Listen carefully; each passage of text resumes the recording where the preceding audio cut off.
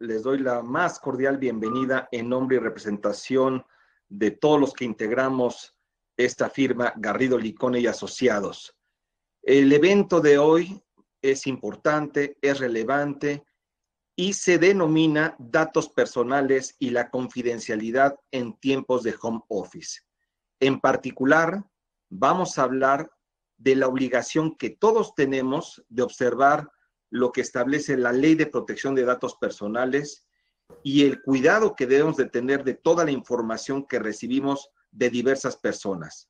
La pregunta que surge respecto de este tema es si tú ya los estás protegiendo.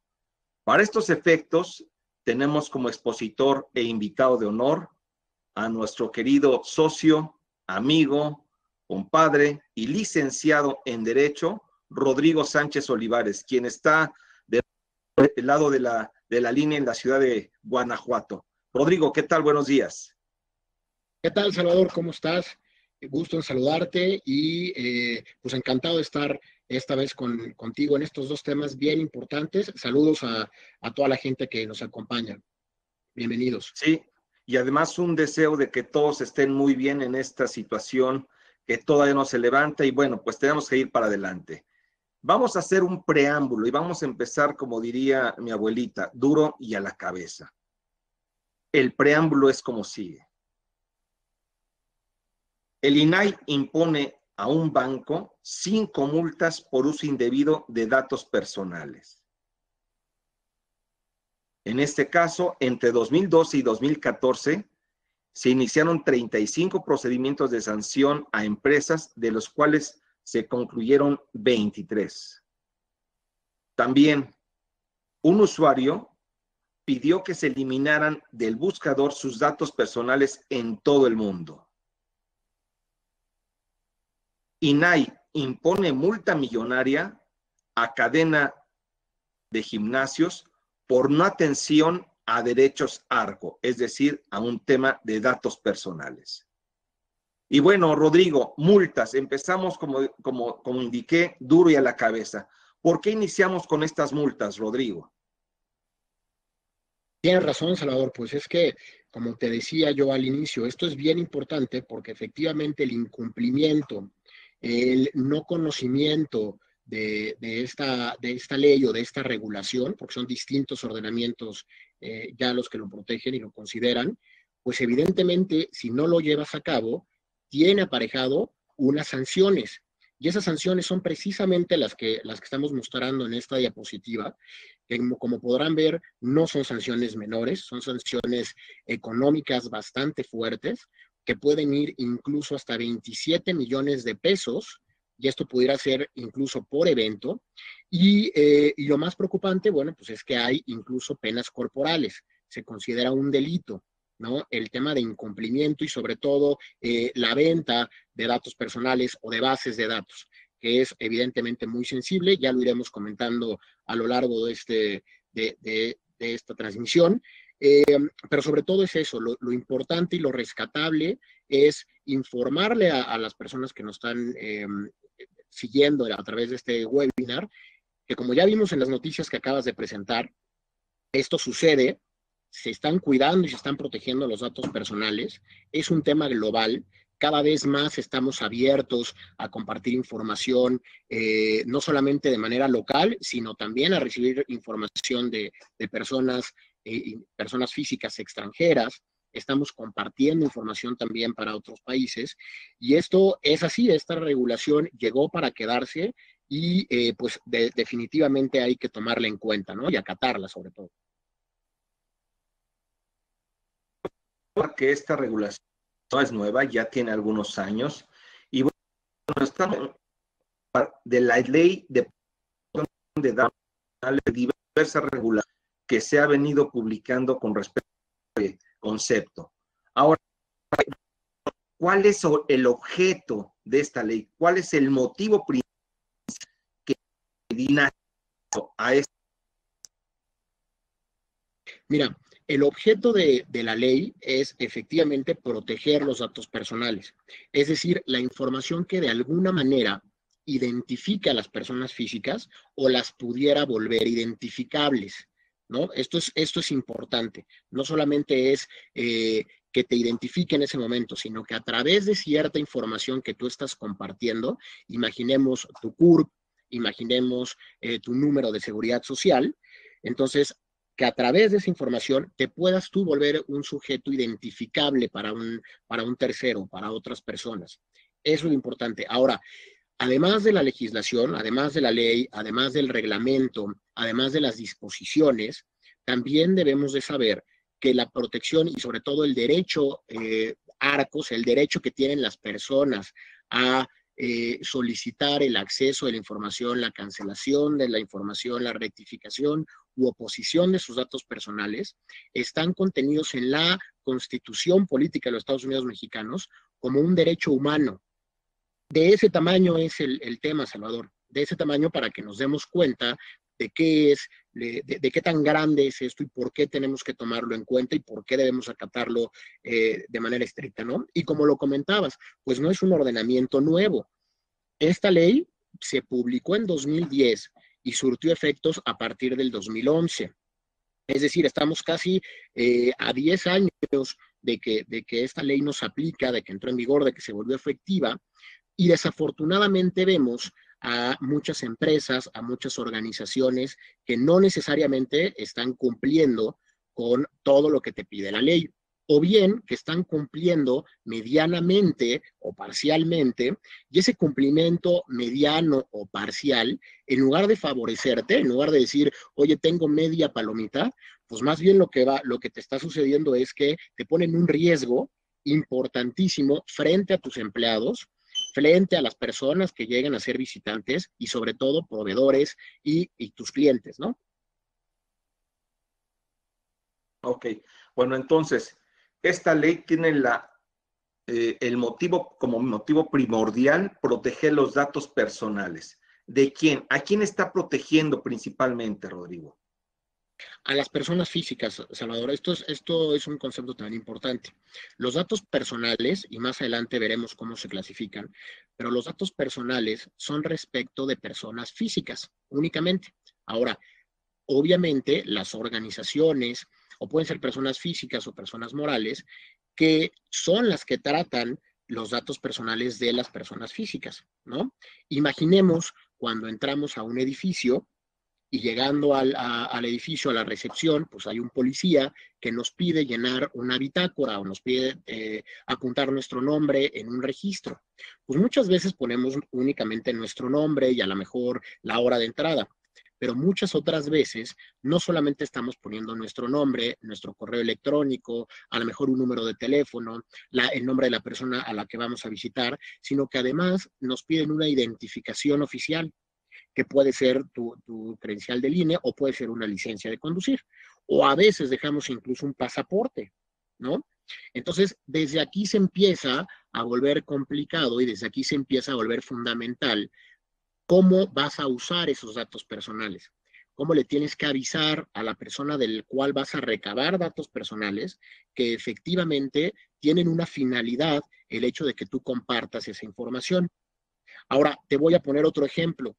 Cuando entramos normalmente a fraccionamientos, normalmente vamos de visita también a alguna empresa o alguna organización, pues de repente entramos en nuestro vehículo y nos toman las placas de nuestro vehículo o le toman incluso fotografía al coche, ¿no? Eso es un dato personal que si bien no te identifica en ese momento como Rodrigo Sánchez, sí identifica que hay un vehículo, que hay una clave, que es en este caso las placas del automóvil, y con eso, evidentemente, te puedes volver identificable. Rodrigo Sánchez se puede volver identificable con terceros. Esos son los dos ejemplos de datos personales tal cuales y de datos personales que si bien no es Rodrigo Sánchez en sí, sí te están volviendo identificable. Es algo, Salvador, que día a día sucede, que día a día estamos tratando datos personales y que evidentemente pues hay un descuido en su tratamiento, ¿no? Sí, comentaste un concepto que a muchos hemos escuchado, pero no todos entendemos. Hablaste de derechos ARCO. ¿Qué son los derechos ARCO? A ver, explícanos con peritas y manzanas. ¿A qué se refiere este concepto?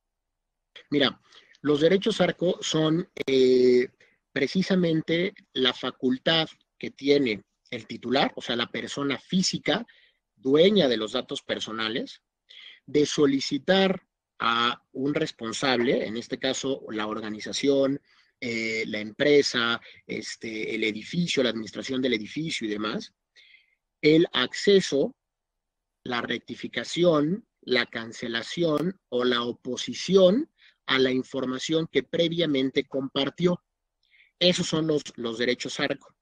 Estos derechos ARCO y este procedimiento de los derechos ARCO debería estar plasmado en los avisos de privacidad, ¿no? Y ahorita vamos a pasar precisamente a ese concepto de qué es un aviso de privacidad y por qué es importante tener varios avisos de privacidad dependiendo de la información que recabes en cada momento, ¿no? Pero eso es finalmente el derecho. Sí. Los derechos ARCO son los derechos que nosotros, cada uno de nosotros como persona física, tenemos de que nuestra información sea confidencial y esté debidamente resguardada. Eso es en particular un derecho ARCO. Ahora, ¿qué es un dato personal y cómo se tiene, Rodrigo? Porque también es muy importante definir, y lo acabas de comentar, que a datos personales la ley protege a las personas físicas, no a las personas morales. Esta regulación va enfocada a personas físicas. Y tratándose de personas físicas, es lo que debemos entender como dato personal. Mira, esta clasificación, como están viendo en la lámina, es importante y es una guía, sirve de guía para entender que lo que es un dato personal, pero también los distintos tipos de datos personales. Entonces, un dato personal es al final el nombre, tu correo electrónico, tu teléfono, tu edad, tu dirección, todo aquello que te puede identificar a ti como una persona física. Pero estos datos personales también pueden ser patrimoniales o financieros y también pueden ser sensibles, ¿no? ¿Cuáles son los datos personales patrimoniales? Pues como lo vemos en la lámina, tu estado de cuenta, tu número de la tarjeta de crédito, el monto de tu sueldo. ¿Y cuáles serían los datos personales sensibles?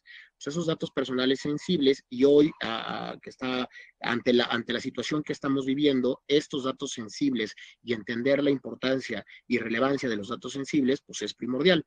¿Cuáles son? Pues es todos aquellos que afecte la esfera más íntima de una persona física. Por ejemplo, tu religión, estado de salud, afiliación política y demás. Ahora es importante entender cuáles son y cómo se componen estos datos personales, pues porque en virtud deberá haber una manera expresa y una aceptación o consentimiento por parte del titular de que puedan usarse esos datos personales, ¿no? Entonces, déjame darte otro ejemplo, Salvador, y me voy a ir a un tema de recursos humanos, porque me parece que es un ejemplo muy claro que sucede en todas las organizaciones y que normalmente ahí vienen ciertos errores en los protocolos y en la manera de atender el tema de datos personales.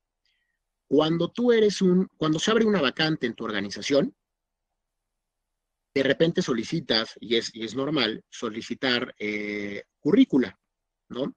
Pero esa currícula no necesariamente la recibes en unos medios institucionales, pues que sean correctos, que tomen las medidas de seguridad correctas y que sobre todo recibas la información mínima e indispensable para que tú sigas tu procedimiento de contratación.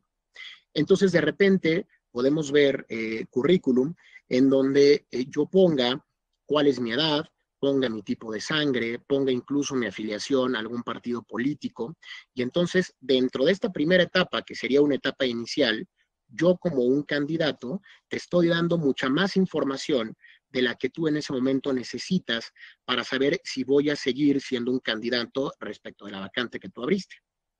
Pero sigamos con ese mismo ejemplo. Imaginemos que Rodrigo Sánchez pasa a una segunda etapa porque el currículum fue importante y les gustó y les llamó la atención. En esta segunda etapa, evidentemente, va a haber exámenes, pues sí, exámenes técnicos, pero también a lo mejor exámenes psicométricos exámenes médicos. Entonces, los datos personales que vas a recabar en esta segunda etapa, pues evidentemente no van a ser igual que los primeros. Vas a necesitar mayor información. Por lo tanto, tu aviso de privacidad para esta persona que ya se volvió un candidato tuyo, viable, pues ese aviso de privacidad deberá ser distinto al primer aviso de privacidad que le presentaste a la persona que en su momento simplemente aplicó por el puesto. Y después nos vamos a una tercera etapa. En esa tercera etapa es cuando te van a dar una oferta de trabajo. Y en esa oferta de trabajo y te conviertes en un empleado, pues entonces vas a tener que dar información que va a ser además patrimonial, porque van a tener acceso a un número de cuenta.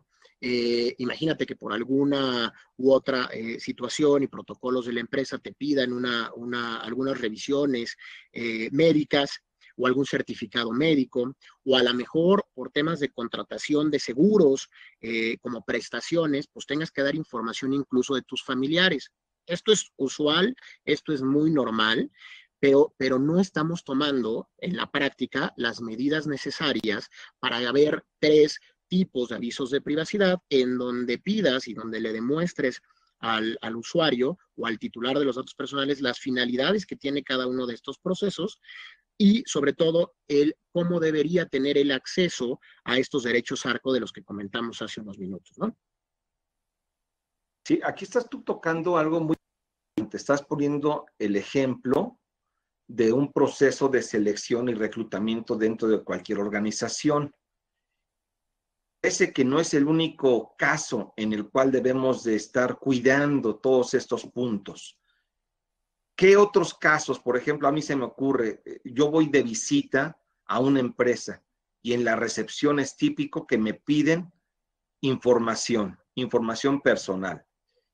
Ese tipo de información que yo, en este caso, anoto en una libreta o que capturan en un equipo de cómputo o se obtiene por parte de la empresa, en este caso de la recepción, tendríamos que o deberíamos tener también avisos de privacidad o qué es lo que debería de proceder en ese caso por parte de las personas que están recibiendo esta información.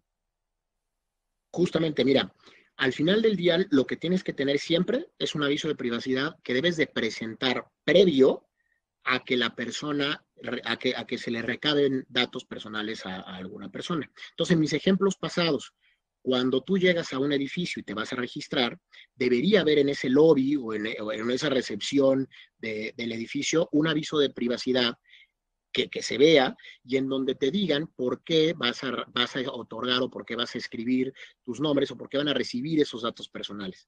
Cuando entres a un fraccionamiento y te estén videograbando y te estén tomando a lo mejor fotos de tus placas o anotando las placas de tu coche, debería haber un aviso de privacidad en donde te digan por qué te están recabando esos datos. La finalidad, lo importante aquí es que tú des a entender y que quede clarísimo para el usuario o el titular de los datos personales la finalidad del por qué estás recabando esa información.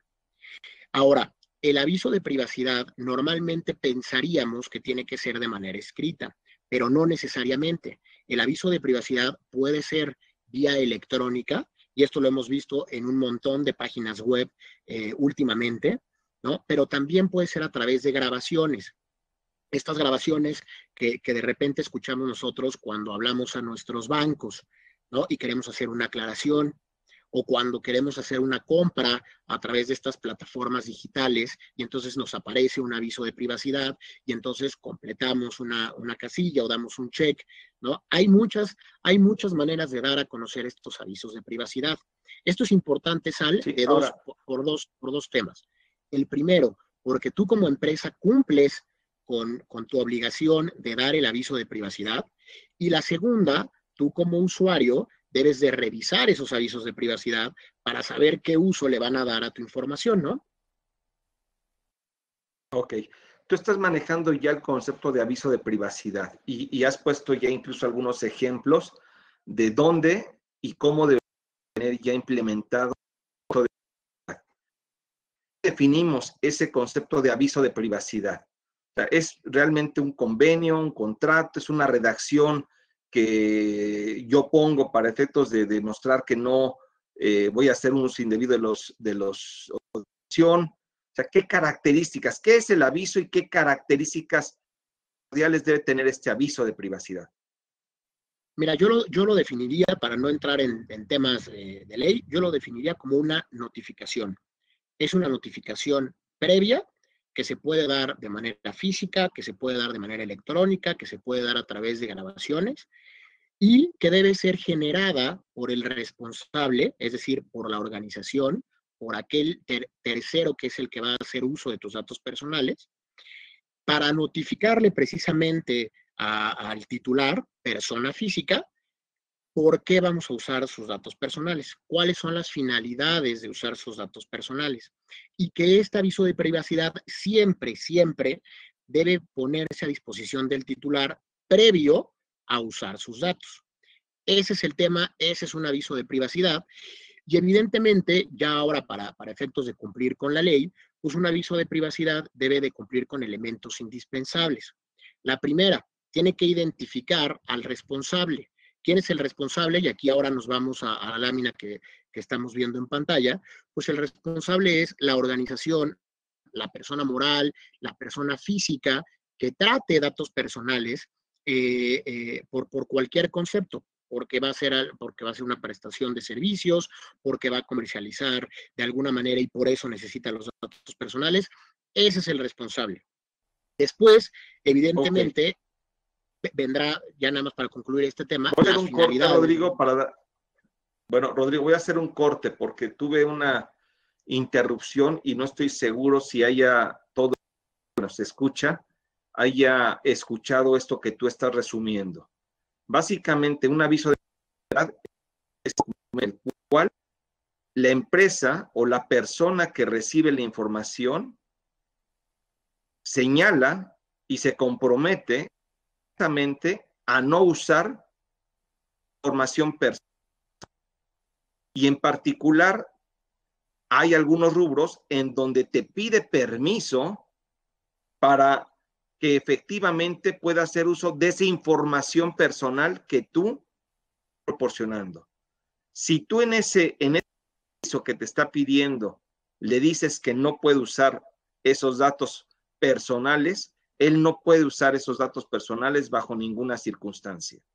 Eso es el aviso de privacidad. Ahora, este aviso de privacidad lo vemos muy frecuentemente. Hoy les puedo decir que en los tiempos del home office y en los tiempos de la tecnología, hay avisos de privacidad en todos lados. Ejemplo, si yo quiero comprar un artículo en la página web, en una empresa de estas de alta tecnología de comercio digital, me piden que firme forzosamente el aviso de privacidad. ¿Qué características, Rodrigo, debe tener en este caso y qué debemos cuidar nosotros como personas en ese momento en el cual surge ese aviso de privacidad?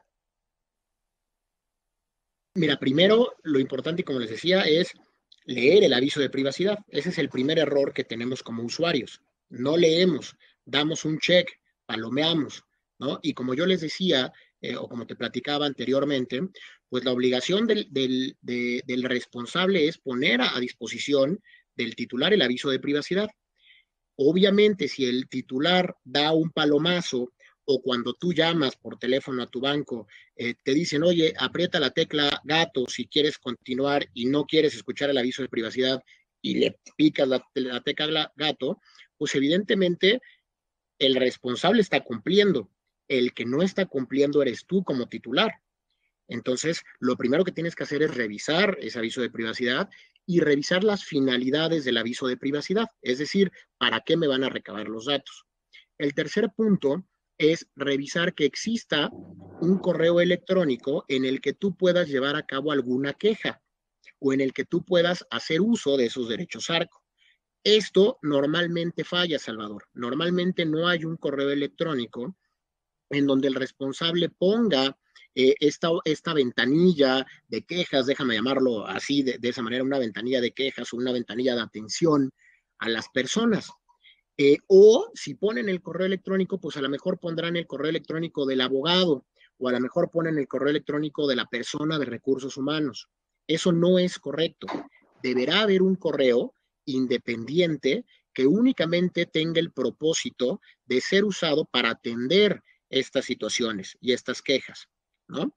Y evidentemente al final lo que debe tener un aviso de privacidad pues es el consentimiento por parte del titular, ¿no? Sí. Pero sí, o sea, dime. Sí, aquí es muy importante. Estamos partiendo de la información que debería contar este aviso de privacidad para proteger a las personas, para protegernos a nosotros como individuos. Pero realmente también, y destaco aquí un punto que es indispensable que estemos vigilando las empresas, es que si no cumplimos con todos estos temas, es donde podemos tener una sanción y el no cumplirlas está desprotegiendo a nuestra empresa. En ese sentido, Rodrigo, ¿cuáles son los principales puntos que nosotros como empresa que recibe esa información o como personas responsables de recibir esa información deberíamos de asegurarnos que estén consideradas en el aviso de privacidad para evitar alguna sanción o algún problema en esta materia? De acuerdo. Pues mira, lo primero fundamental es entender y hacer una recapitulación de todas aquellas partes de nuestra organización que reciben datos personales o que hacen uso de datos personales. Desde el lobby o desde la recepción hasta, evidentemente, nuestro personal de ventas, obviamente, nuestra área de recursos humanos, obviamente, todos aquellos que tienen por terceros, proveedores, ¿no? Pensemos en empresas de seguros que les estamos compartiendo información. Entonces, el primer punto es identificar cómo recibimos información y de quiénes recibimos información que pueda ser catalogada como datos personales. Después identificar si esa información es patrimonial o es sensible para de esa manera irlo encajonando e ir preparando los avisos de privacidad que correspondan. Otro tema fundamental y que es un área de oportunidad para las empresas. Muchas empresas lo que nos dicen es, pues yo ya cumplo con la legislación, yo estoy cumpliendo todos estos temas porque tengo un aviso de privacidad y ese aviso de privacidad es el que tengo en mi página de internet y es el que tengo y le pongo a consideración a todos mis clientes y proveedores. Pues yo ahí les diría que justamente ese es el grave problema que van a tener las organizaciones, el tener un solo aviso de privacidad. Porque imagínate tú, si usan un solo aviso de privacidad y este además es genérico y reúne todas las finalidades que tiene ya la empresa, pues entonces le están diciendo que en cada acto de estos que ya señalamos, pues vamos a recibir un montón de información que efectivamente no es así. Además de esto, pues entonces ahí vamos a poner en riesgo a nuestra organización y la vamos a hacer susceptible y vulnerable de tener estas multas tan grandes que platicamos al inicio, ¿no? Entonces es bien importante la clasificación de la información. El segundo tema es precisamente esto que estás colocando, las medidas de seguridad. ¿Cuáles son las medidas de seguridad? Pues tenemos medidas de seguridad físicas. O sea, regresando al ejemplo de recursos humanos, oigan, ¿dónde están guardando los archivos de o los expedientes de los candidatos o de los solicitantes o de los empleados o de las personas que ya dejaron la organización? ¿Cómo los tienen resguardados? Esas son las medidas físicas, las medidas de seguridad físicas que necesitamos cuidar. El segundo tema son las medidas tecnológicas. ¿Tengo yo la suficiente capacidad para hacer uso de la información que se lleva a cabo y que se maneja dentro de mi organización? O sea, cumplo con estos estándares de seguridad, cumplo con las ISOs que son vigentes en esta materia. Y finalmente, las medidas legales. Tengo los avisos de privacidad adecuados, el número de avisos de privacidad que necesito es correcto, tengo políticas en términos de privacidad, tengo protocolos para mis empleados, he dado capacitaciones para mis empleados respecto de estos temas y la última y súper importante, tengo las cláusulas de protección de datos personales dentro de mis contratos con clientes y proveedores, tengo esas cláusulas dentro de mis contratos laborales.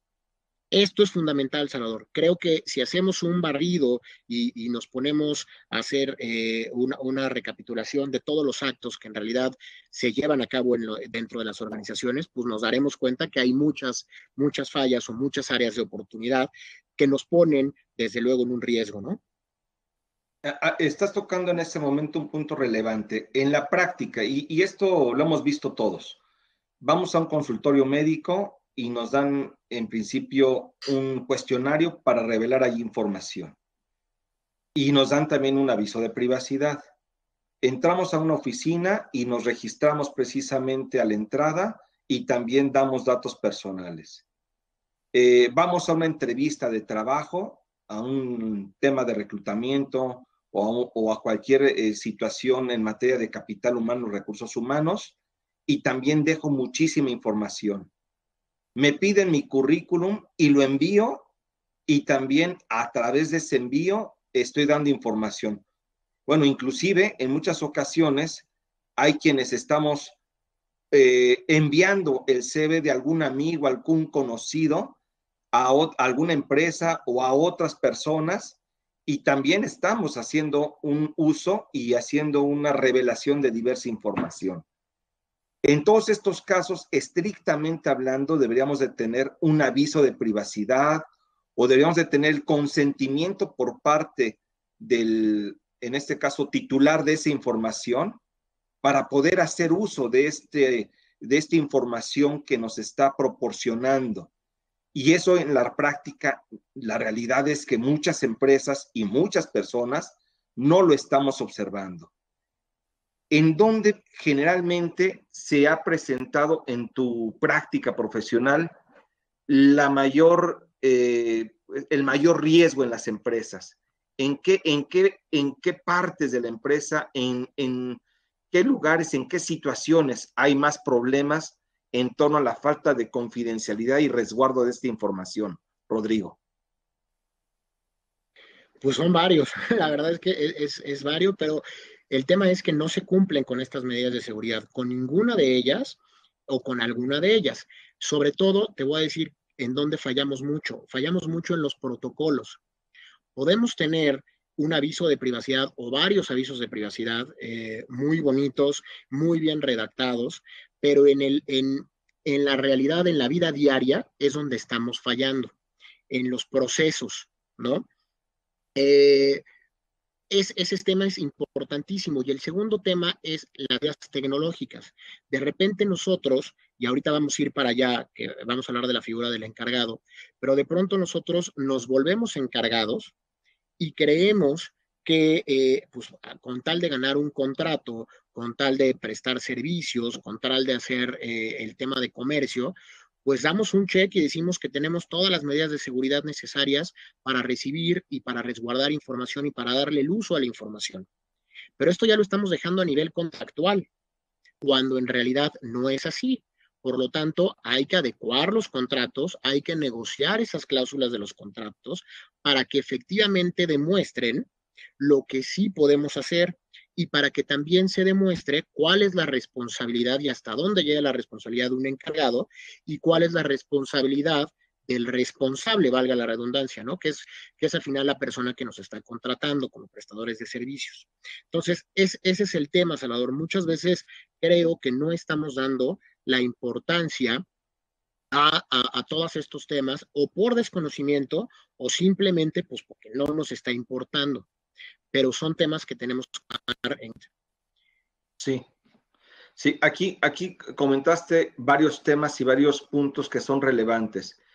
El primero de ellos es muy importante que nos cercioremos de que nuestros avisos de privacidad realmente nos estén protegiendo como empresa y estén protegiendo al titular de la información. Si no lo adaptamos a lo que son realmente las circunstancias de la operación, podemos tener una sanción o una situación de incumplimiento y por ende debemos de corregirla. Y lo pusiste muy claro en el ejemplo de lo que sería el comercio electrónico. Puede haber el aviso de privacidad, puede haber todo, pero el hecho de que no haya un correo electrónico o donde precisamente el tema de los derechos ARCO ya nos ponen un incumplimiento. También otro punto que destacaste y me parece muy atinado es el concepto de no solamente basta con tener los documentos, que eso es típico, tenemos los avisos de privacidad y las formalidades legales cubiertas, pero el problema es que realmente no estamos teniendo un proceso de control y una metodología para poder resguardar toda esta información. Y bueno, para ello hablamos de que también debe haber un responsable dentro de nuestra organización que vigile que efectivamente estas cuestiones se estén cumpliendo. Este responsable, entiendo, Rodrigo, es conocido como un oficial de cumplimiento. Y este oficial de cumplimiento evalúa este punto y algunas otras situaciones de carácter legal dentro de la organización. Un oficial es el, denominarle, o es el policía dentro de la organización que está cuidando el cumplimiento legal de todas estas disposiciones. ¿Cuáles son las responsabilidades y quién puede ser un oficial de cumplimiento, Rodrigo? Sí, exacto. Mira, a ver, el responsable nada más, para hacer una aclaración, el responsable es cualquier persona física, que puede ser un doctor, un médico, o una persona moral, o sea, la organización. La organización que recibe los datos personales. Ahora, el responsable, la organización, nombrará a un oficial de cumplimiento, que ese sí será una persona que puede ser empleado, puede ser la persona de compliance, pero al final del día puede ser un órgano colegiado incluso, pero al final debe ser una persona que esté en contacto con la información, que pueda tomar decisiones dentro de la organización y sobre todo que conozca la legislación, Salvador, o que se allegue de personas que conozcan la información y que conozcan la regulación, porque él es el encargado de dar respuesta y de atender las quejas o de atender estos derechos ARCO. Entonces, y recordar que evidentemente dentro de la ley, pues hay plazos de respuesta, ¿no? Entonces, tú tienes que tener una persona que tenga la capacidad de responder correctamente en los tiempos en los que te marque la autoridad y la legislación, y que pueda tener esa relación con las demás áreas de la organización para recabar información y que la respuesta sea lo más concreta y lo más oportuna posible. Ok, ahora, en muchas ocasiones, dentro de las empresas, pues obviamente existe una limitación en cuanto a los recursos que pueden destinar a este tipo de situaciones. La pregunta que generalmente surge es si es necesario tener a una persona contratada para ejercer esta función, o en este caso, si el contador general, que además de ser contador general es director de finanzas, es director de recursos humanos y tiene muchísimas funciones, también puede hacer esta función. ¿Qué es lo más recomendable y qué en la práctica podemos hacer para poder salvaguardar este tipo de situaciones, Rodrigo? Mira, lo más recomendable es, como les decía, entender qué persona dentro de nuestra organización puede tener estos alcances, principalmente que conozca la ley, segunda, que pueda ser un coordinador dentro de las distintas áreas, y la tercera parte que puede ser importante es pues que se allegue o que pueda tener una relación con una persona que conozca del tratamiento de datos personales para que pueda dar respuesta a las inquietudes o a las quejas. Evidentemente, pues no todos somos todólogos, no podemos, no porque haya un compliance officer, quiere decir que el compliance officer va a conocer de todas las regulaciones a las que está o a las que impactan a nuestra organización. Entonces, pues efectivamente pudiera ser el compliance officer de manera general la persona encargada por la organización, pero este compliance officer se puede apoyar en otras más, en otras personas más, pueden ser externas incluso, para cumplir con su función. Eso es así. Ok, con esto lo que me quieres transmitir también es que obviamente el contador o una persona que tiene diversas actividades no es del todo correcto que también ejerza una función de supervisión o de oficial de cumplimiento. ¿Qué es lo que por lo regular, digo, no si hablo del contador o hablo de alguna persona que hace de todo dentro de una organización? Y me parece que en muchas ocasiones no le damos importancia o relevancia a este concepto de tener a un policía u oficial de cumplimiento dentro de la empresa para cuidar estos detalles. Aquí el mensaje es sí tener cuidado de esta situación y nombrar a una persona que efectivamente protegiendo cumplir con todos estos y de esta manera evitar un impacto económico relevante en nuestras empresas. Ahora, Rodrigo, nos preguntan precisamente las preguntas que he venido formulando, algunas de ellas son precisamente de cuestionamientos que nos hacen llegar nuestros participantes en esta sesión. Y dentro de estas preguntas, una que me parece también muy interesante es de qué medidas de seguridad distintas a las tecnológicas podemos implementar hoy, en este caso, para proteger los datos de clientes o, en su caso, también para proteger la información de las personas que están trabajando en casa. Como tú bien sabes, dentro de lo que es el home office, hay diversos mecanismos y se traslada información y se proporciona información. ¿Qué podemos hacer como medidas de seguridad distintas a lo que serían el tema tecnológico? Mira, lo fundamental, yo creo que aquí hay que dividir dos cosas y ahorita vamos a entrar a este segundo tema. Lo que son datos personales, que es lo que hemos venido explicando, versus lo que es confidencialidad, la confidencialidad de la información. Entonces, en cuanto a, en cuanto a datos personales, yo les diría que lo más importante es tener resguardados los expedientes físicos, tener documentado y soportado las actividades y el uso de la información, ya sea mediante contratos y que esos contratos tengan las cláusulas de protección de datos personales, ya sea que tengas un expediente perfectamente bien armado de tus empleados y de tus proveedores y de tus clientes, con los avisos de privacidad físicos correspondientes, pero que los tengas en un lugar que tú sepas dónde están, que puedas ir por ellos, que puedas recabar el expediente de manera rápida.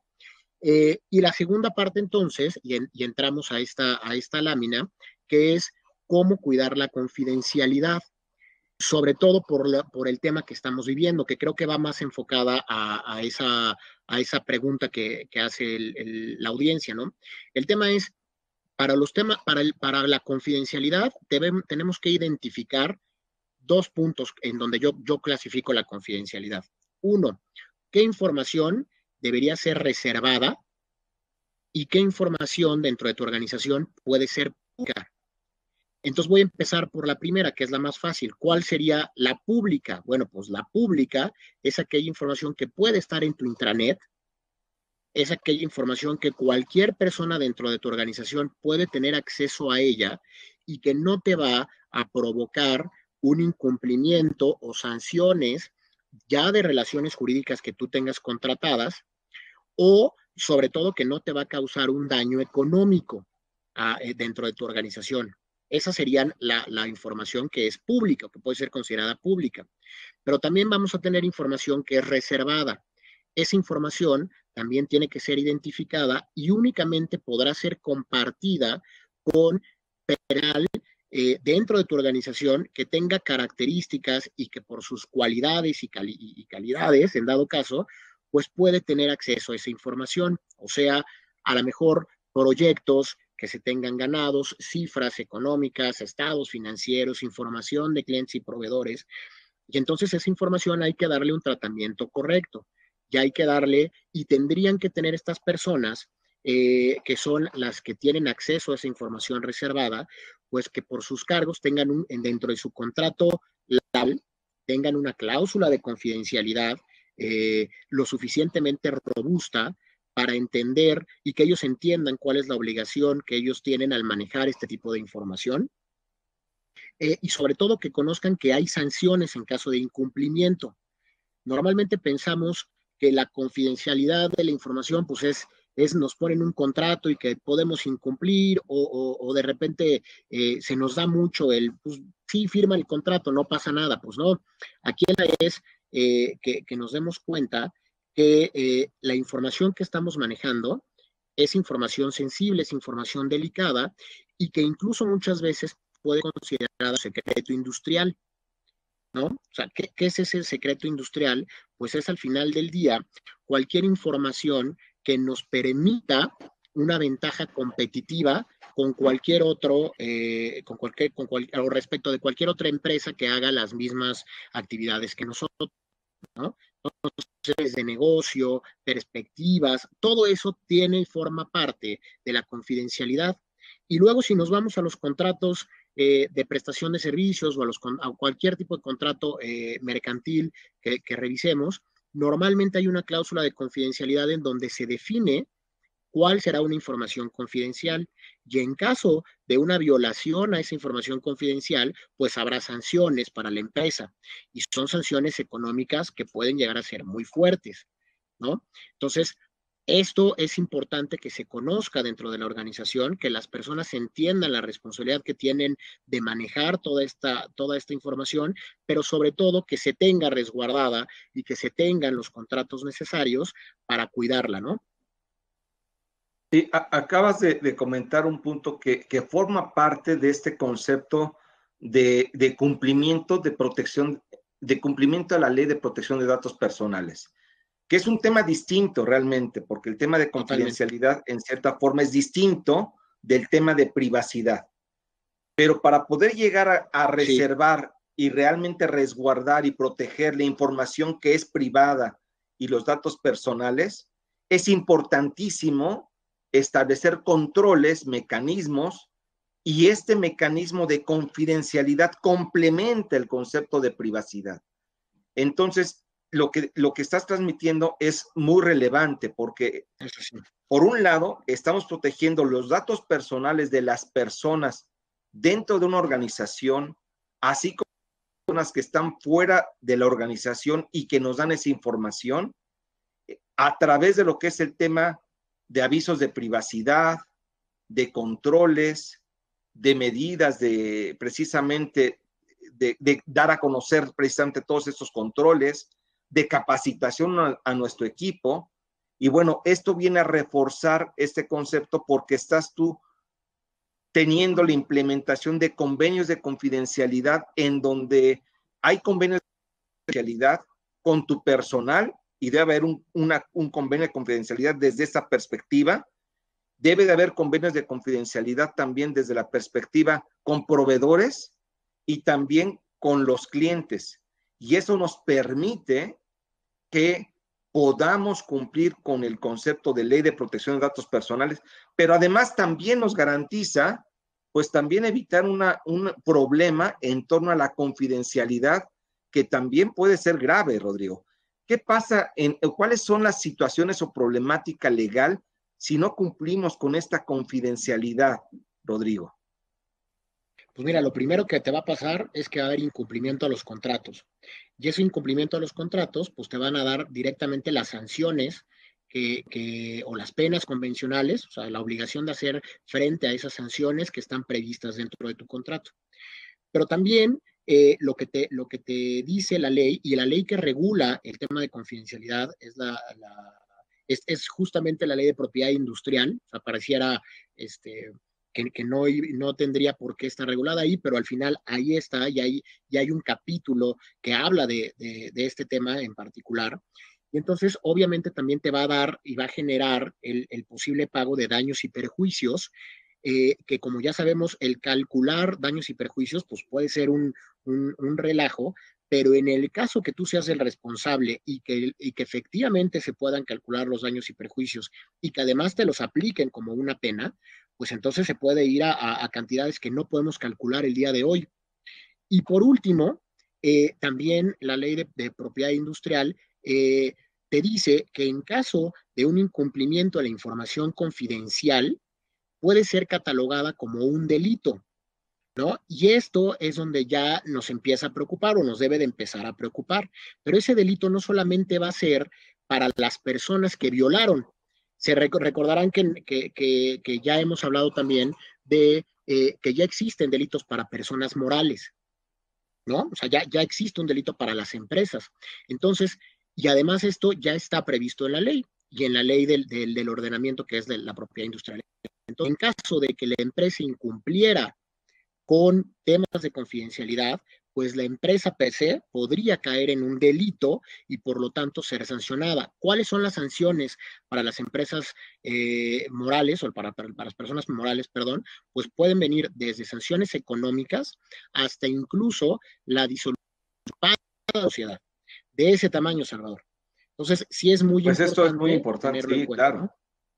Claro, y estás tocando un punto, y me parece que este tema es relevante porque también podemos concluir, si me permites esta conclusión, Rodrigo, que bueno, el tema de datos Sí, personales es algo que debemos de observar y de cumplir nosotros como personas y las empresas, proteger los datos personales de las personas que nos dan su información.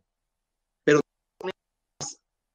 y destacando, asegurarme que terceros a los cuales también les proporciona esta información, misma operación, cumplan con todos, es decir, que no hagan un mal uso de esta información a nuestro personal o a terceros que pueden ser proveedores o clientes.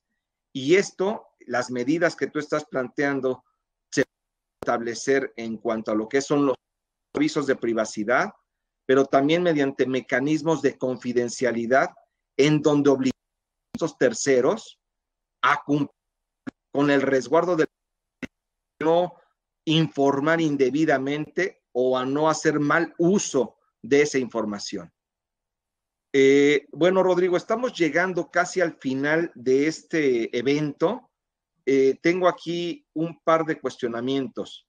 En el caso precisamente de el sector o de la industria hotelera, nos preguntan en particular si los hoteles, cuáles son o qué tipo de avisos de privacidad deben instalar o deben tener en caso de que se requieren cámaras de videograbación térmicas. Pues ya me asusté, no sabía que hubiese cámaras de videograbación internas en un hotel, pero bueno, pues sí las hay por lo que veo. Y bueno, esto es una excelente pregunta porque yo no conocía de ese tema y bueno, por lo que veo sí existe, pero se debería tener entonces un aviso, una información hacia claro. mí acerca de este tema, ¿no, Rodrigo? Exacto, y ahí es otra vez, tenemos que hacer un aviso de privacidad ad hoc en donde te explique y te notifique previamente qué información vas a recabar. Y rapidísimo, creo que ya es bien importante, ahora que regresemos y que volvamos a la normalidad, esperemos próximamente, pues vamos a empezar a tomar medidas, sobre todo de salud, Salvador, muy importantes. Va a haber empresas que vamos a empezar a solicitar certificados médicos o constancias médicas, ¿no? O a lo mejor las pruebas que se empiecen a realizar, o vamos a tomar la temperatura de nuestros empleados o de visitantes a nuestra organización. Todo esto constituye datos sensibles. Entonces, los avisos de privacidad deberán estar absolutamente acordes a esta nueva realidad. Por lo tanto, la conveniencia de revisar los avisos de privacidad, de actualizar los avisos de privacidad, hoy se vuelve fundamental. Ese aviso que antes tenías a la entrada de tu edificio o en el lobby ya no te va a servir, porque si hoy lo que vas a hacer es tener una cámara de vigilancia, pero además tomar la temperatura y además a tener cualquier otra medida de seguridad en cuanto a salud, pues entonces tu aviso de privacidad debe de ser distinto al que normalmente utilizabas. Sí, entonces en el caso de los hoteles, y bueno, ya nos platicabas que ahora que regresemos justo a la oficina, debemos de revisar los contratos. Y en el caso de los hoteles que tengan estas cámaras de videograbación térmica, deben tener un aviso de privacidad particular Ad hoc, ad hoc, correcto. es decir, deben pedir permiso yo nunca he dado permiso, pero pues ya me filmaron, seguramente por ahí andan mis videos. Y bueno, deben de Sí, pedir permiso en este caso a las personas que hacen uso de las instalaciones para ser videograbadas a través de este mecanismo. Si no lo exacto. están haciendo, estarían incumpliendo, ¿verdad, Rodrigo? Estarían incumpliendo y además vendría un tema bien delicado que es la discriminación, porque efectivamente cuando tú hagas esto, cuando pongas estas cámaras especiales, por así decirlo, vamos a recibir información sensible, que es lo que te platicaba. O sea, vamos a ver cuál es la temperatura corporal de una persona. Y ahí seguramente, si algunas tuvieran, o si dependiendo del resultado, tú no vas a dejar entrar a una persona a tu hotel o que use las instalaciones del hotel, pues eso puede tener consecuencias para. Entonces, lo mejor es dejarlo muy en claro, decir por qué estamos haciendo uso, cuáles son las medidas de seguridad que necesitamos nosotros implementar y precisamente para hacer y tener esta información que ahora va a ser muy importante y que seguramente se va a replicar no solamente en la industria hotelera, sino en muchas otras. Ok, bueno, me preguntan también cuál es el organismo que supervisa el cumplimiento en materia de protección de datos personales y si efectivamente hay una supervisión de este organismo, Rodrigo.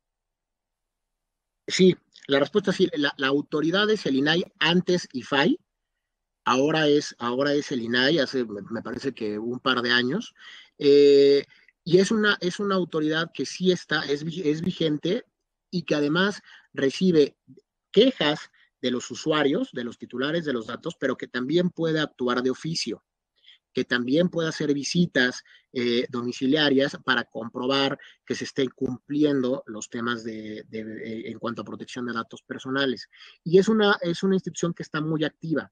Entonces, la recomendación es, pues efectivamente, que cumplan con la legislación, que revisen lo que tengan implementado y que sobre todo se actualice para los nuevos tiempos que vamos a vivir.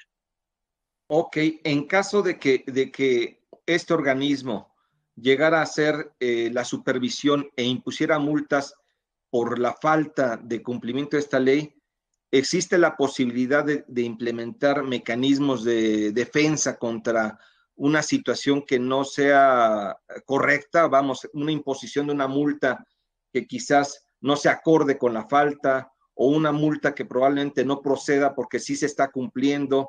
Ahí, ¿qué es lo que se recomendaría? Efectivamente, ahí evidentemente tú tienes como responsable, otra vez como organización, pues tienes este derecho a defenderte. Entonces, los procedimientos ante el INAI pues van por etapas.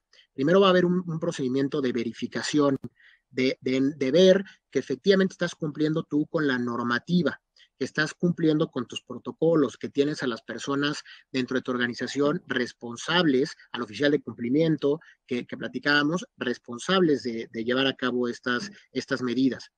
En esa primera etapa es muy importante que tú tengas bien documentada los tres tipos de medidas que se comentaron, las medidas físicas, las medidas legales y las medidas tecnológicas. De ahí, de esto y de la buena implementación de estas medidas, va a partir el que tú puedas tener una buena defensa frente a la autoridad, el que tú puedas decir que a lo mejor fue una falla humana o fue una falla técnica, pero no un desconocimiento y no una no aplicación de la ley. Entonces, pues sí, digo, lo importante acá es tener bien claro la legislación, bien claras tus obligaciones y llevarlo a cabo.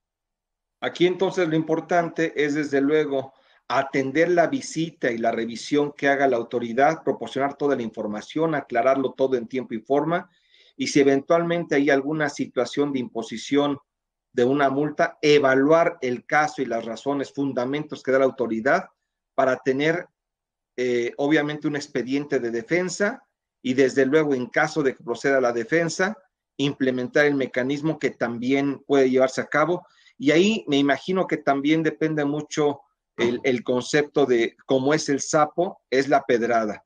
Habrá que ver cuál es la falta para determinar la multa. Y si en este caso la multa se impone y es en un monto que se prevé que es mayor al que debería de ser, ahí me parece que también hay elementos para poder defendernos en una imposición de una multa que va más allá de nuestra capacidad contributiva o nuestra capacidad para pagar impuestos. Bueno, pues mira, tenemos algunas otras preguntas por cuestiones de tiempo. Desde luego va a ser complejo que podamos contestarlas. Yo tengo en este caso la palabra para agradecer en este caso a Rodrigo y desde luego a todas las personas que están con nosotros, el que nos hayan seguido, el que hayan permanecido hasta este momento realmente en este evento, que sí es importante, pocas veces se le da la importancia a este tema. Y bueno, no me queda más que despedirme de ustedes a nombre de todos los que integramos Garrido Licona. Les enviamos un afectuoso abrazo y un deseo de que se encuentren muy, muy bien y que pues pronto nos veremos. Seguramente va a pasar esta situación y bueno, pronto nos veremos. Cada vez estamos más cerca de la luz. Un abrazo a todos y hasta la próxima. Hasta la próxima, gracias.